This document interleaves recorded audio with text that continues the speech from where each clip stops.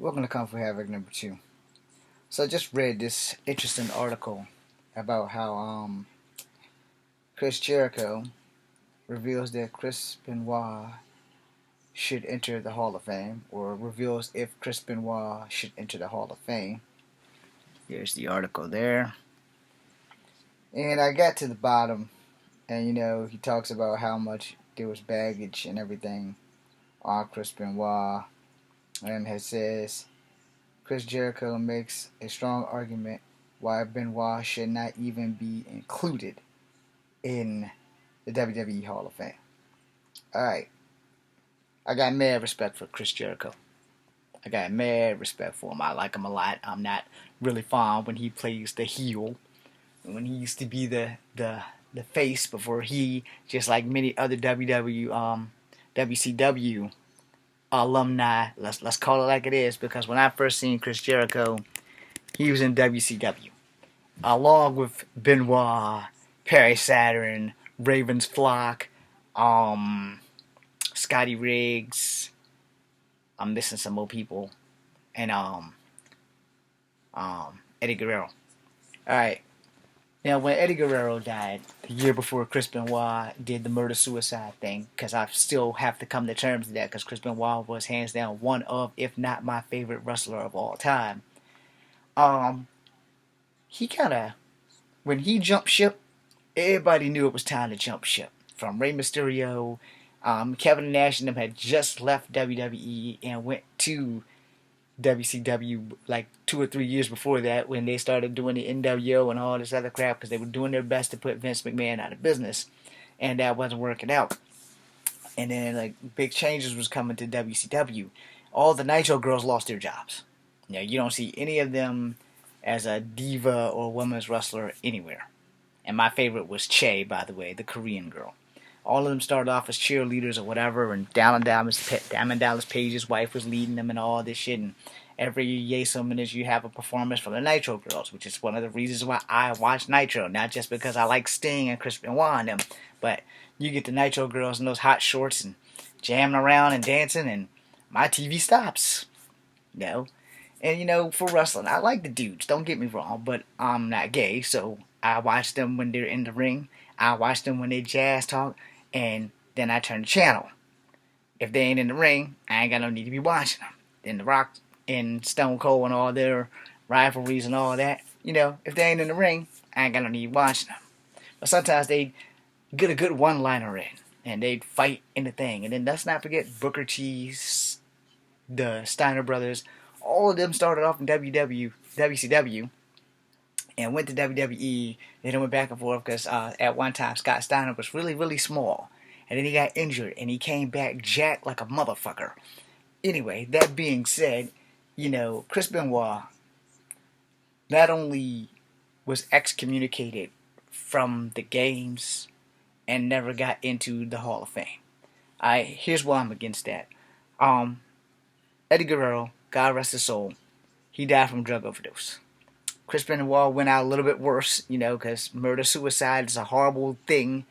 But, at the time of his going out, he was on his way back up to the top. He had just won the championship from Triple H not too long before that. I forgot how he lost it, but they were going to get the rematch going the week he died. Now, he was going back to be on the top. So as far as I'm concerned, there's still going to be some touchable questions on that. If you're on your way back to becoming a champion, why the fuck would you kill yourself and your wife? And that has haunted me for as long as he's been dead. And there's nothing I can do about it, because I can't ask him. He's dead, and I'm not a shaman. But as far as I'm concerned, he deserves to be back in the video games. He deserves to be back in the Hall of Fame. Because even the dead wrestlers who have not died from controversial means are in the game. And even the dead ones that did die from controversial means are in the game, with the exception of the TNA dude. I forgot his damn name. Adam something. Test. He went by Test. His real name was Adam something else. But Test, he died also from drug overdose. If Guerrero can be in the games, why can't Test be in the games? Why can't Benoit be in the games? Now, as far as the Hall of Fame thing goes, I'm gonna put it to you like this: minus the fact that he killed his wife and his child.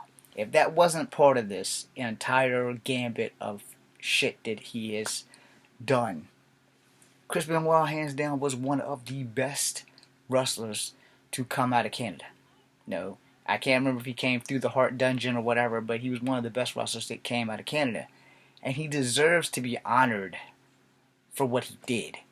Not honored for killing his wife and his son, but for the honor of his commitment to this business. No, and wrestling is a business. You guys have to understand that wrestling is a business. It is just like a McDonald's. It is the same damn thing as any other business in entertainment. There's always going to be somebody hungry that's fighting for your spot. There's always going to be that. Even in the independents that don't get televised, there's always going to be someone fighting for your spot. If I could be a wrestler, if there was a way I could wrestle and my hip couldn't get destroyed, I'd be there without question, because I like entertaining people.